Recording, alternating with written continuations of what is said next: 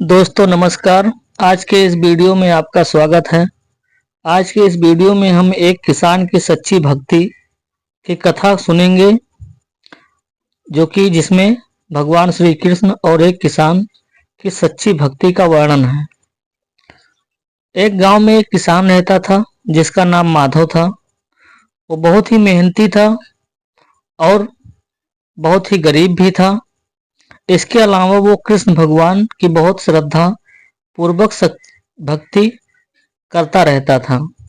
भगवान श्री कृष्ण की वो पूजा प्रतिष्ठा बहुत ही मन से करता था और बहुत ही श्रद्धा और विश्वास के साथ भगवान की पूजा अर्चना किया करता था।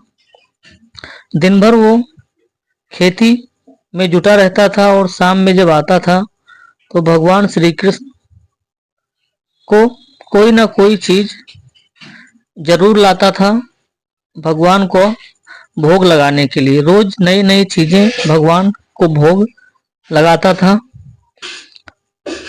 इसी तरह से समय बीतता गया। एक बार होता क्या है कि पूरे गांव में सूखा पड़ जाता है। सूखा पड़ने के बाद लोग बहुत ही परेशान होने लगे। सभी के फसल सूखने लगे। माधव के आंगन में एक तुलसी का पौधा लगा था। वो तुलसी के पौधों की पत्तियों को भी भगवान श्री कृष्ण को चढ़ाता था, क्योंकि भगवान श्री कृष्ण को तुलसी के पत्ते बहुत ही पसंद थे। लेकिन जब सूखा पड़ जाने के कारण तुलसी का पौधा भी सूखने लगा, जिससे परेशान होकर माधव तुलसी के पौधे के पास बैठकर रोने लगे और भगवान श्री कृष्ण से कहने लगे कि भगवान, पानी बरसा दीजिए कि जिससे हमारा तुलसी का पौधा ना सूखने पाए और मैं तुलसी की पत्तियां आपको चढ़ाता रहूं, क्योंकि तुलसी की पत्तियां आपको बहुत पसंद हैं।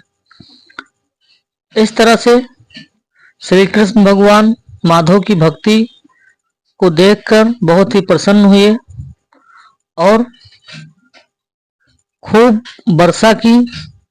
भगवान श्री कृष्ण ने खूब बरसात किए, जिससे पूरे गांव के लोग बहुत प्रसन्न हो गए।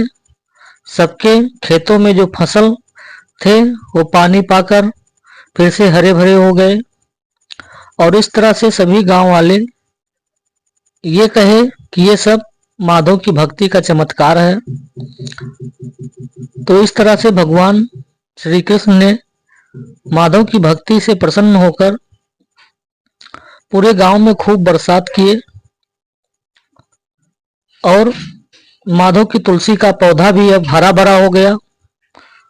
माधव प्रसन्न हो गया। इस तरह से दोस्तों, यदि किसी के मन में कोई सच्चे मन से भगवान की भक्ति करता है, भले उसके पास धन ना हो फिर भी, तो भगवान उसकी भक्ति से प्रसन्न अवश्य होते हैं और उसके सभी मन की इच्छाएं भगवान कृष्ण पूर्ण कर देते हैं।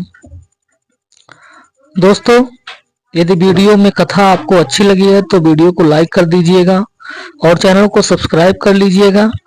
फिर मिलेंगे आपसे इसी तरह से एक नई कथा में एक नई जानकारी के साथ।